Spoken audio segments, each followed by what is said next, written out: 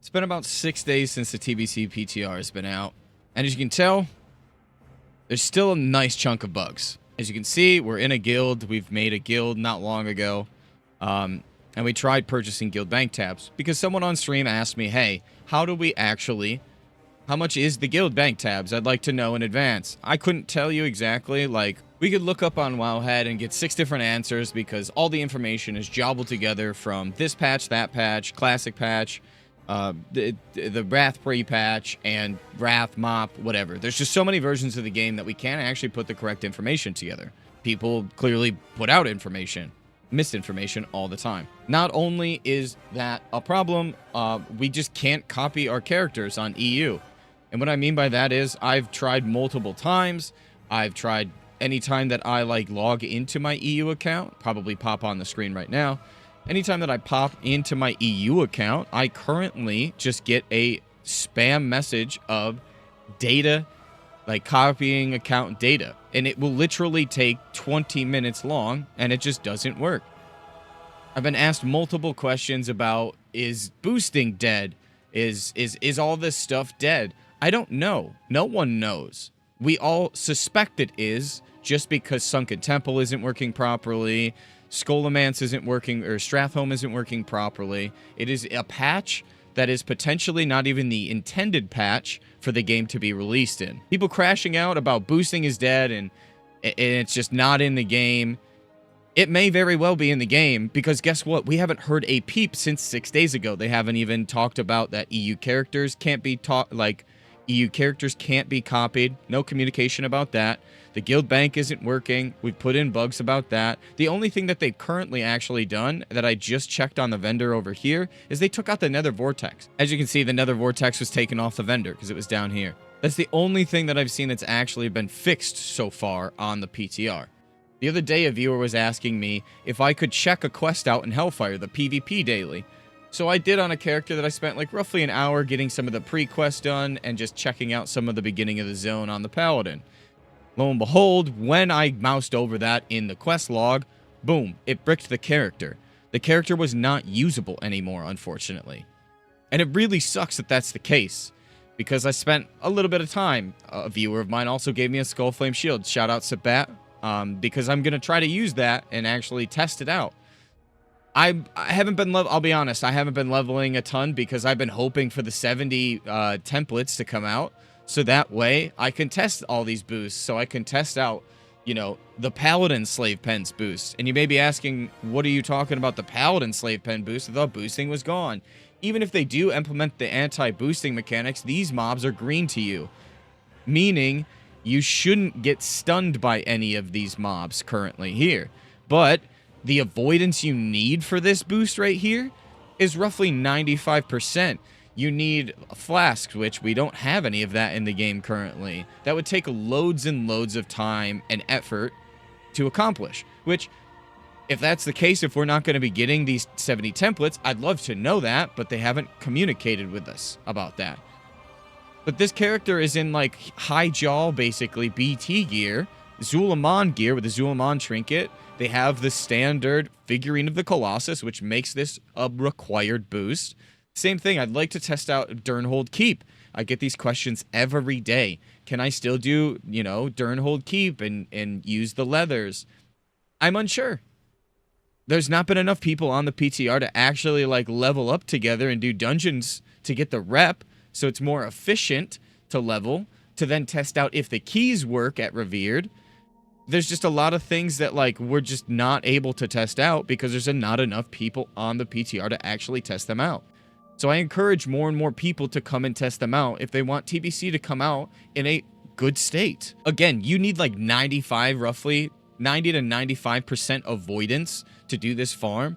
Engineering with sapper charges, flasks help. It's a absolutely bar none necessary is the figurine of the Colossus, which none of us are 70. We don't have 70 templates yet. I think maybe 1 or 2 people are actually 70 on the server that actually gave it their own time to level from 60 to 70.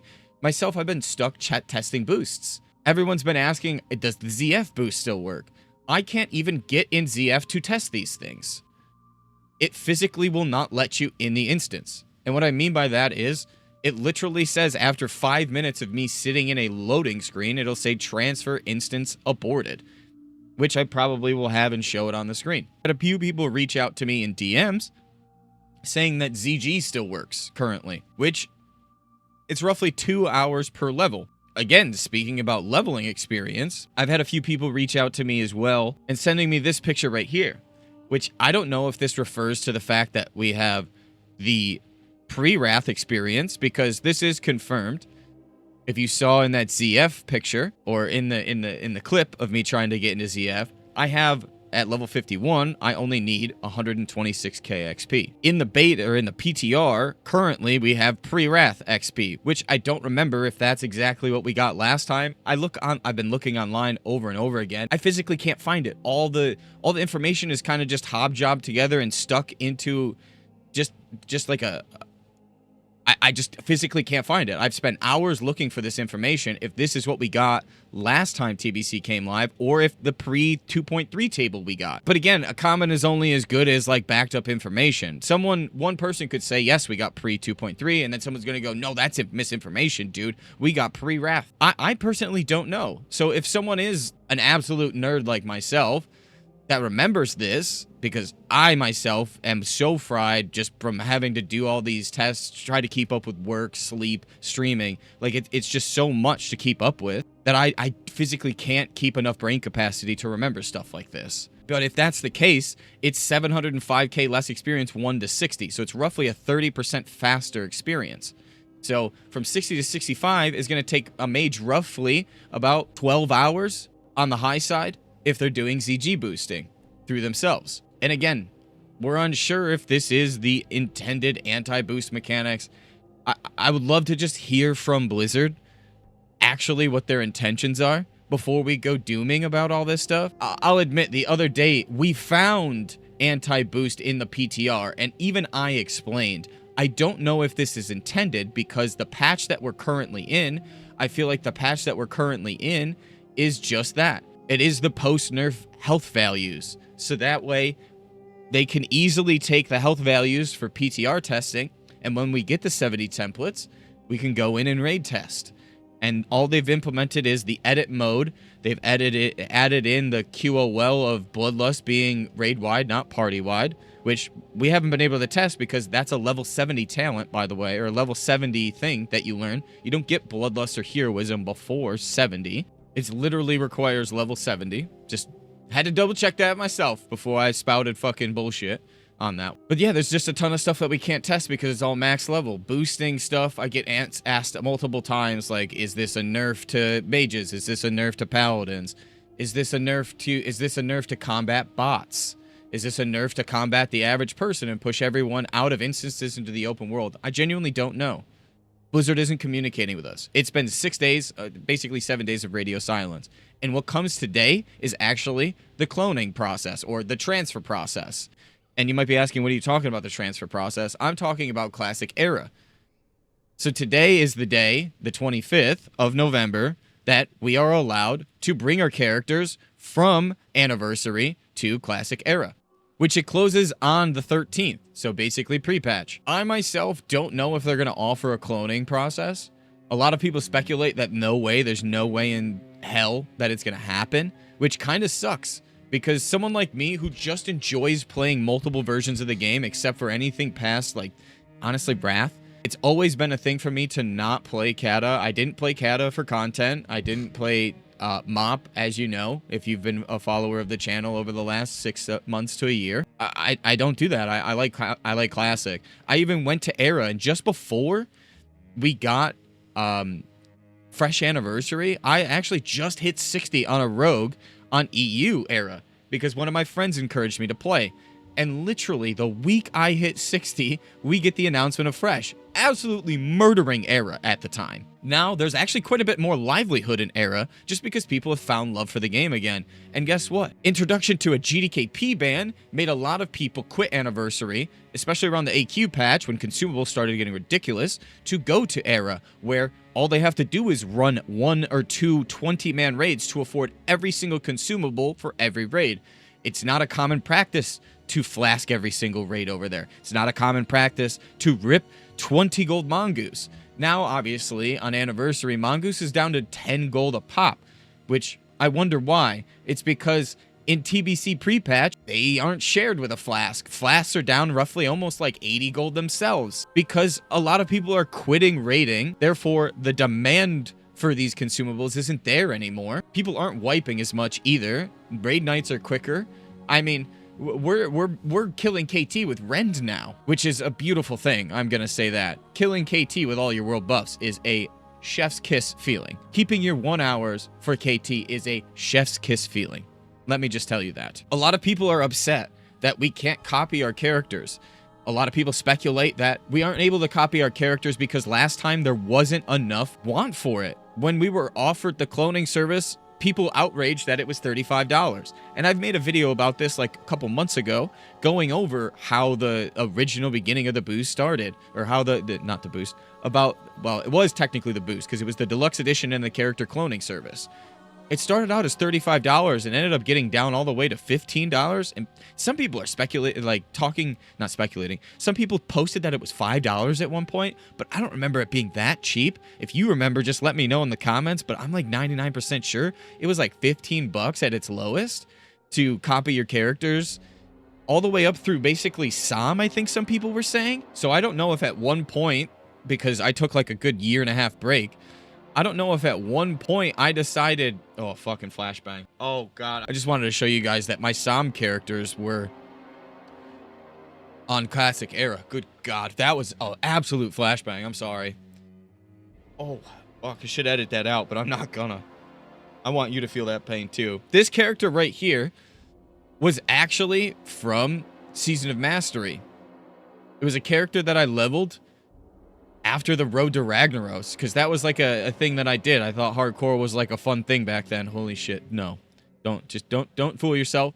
Add-on only hardcore characters. And this is my Road to Ragnaros character that I had specifically. And you can see there's still a priest that was dead.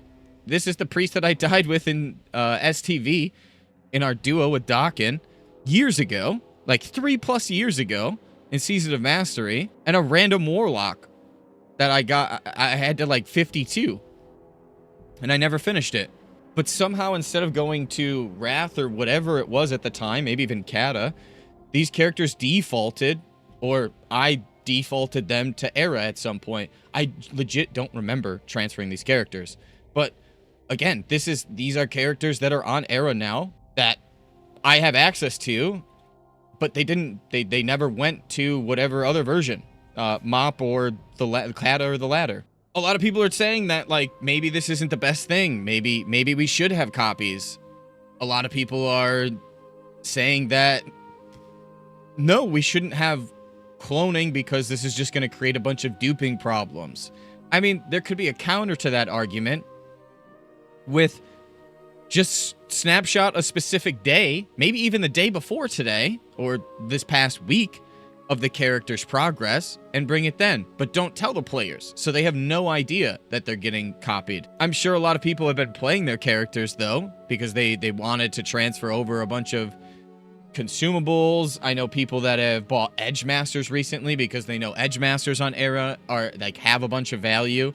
I mean, we can go check at how much Edge Masters are on the server currently. But last time I checked, they were in the tens of thousands. So if you spent 1,000 gold on Anniversary, you could potentially have the buying power of 10 to 20k. And a lot of people think that's a bad thing, which so do I. You're effectively changing your purchasing power. And currently, yes, you would make every pair of Edge Masters that you would sell on Era, if they would sell, are 6,200 gold. So every 1,000 gold you bring over from Anniversary gives you 5k extra, basically. 5k gold done 3 to 4 times over is quite a big lump, quite a big jump in purchasing power. A lot of people have been saying, if you want to play Era, just level a character up. And I know the answer, just do that. But a lot of people are tired of doing that. A lot of people don't want to do the journey. That's why we're in the position that we're in with the boost. Everyone wants a boost. Some people are saying, you know, if you want to play Era, transfer your character that you've been playing and then just buy the $80 boost for TBC.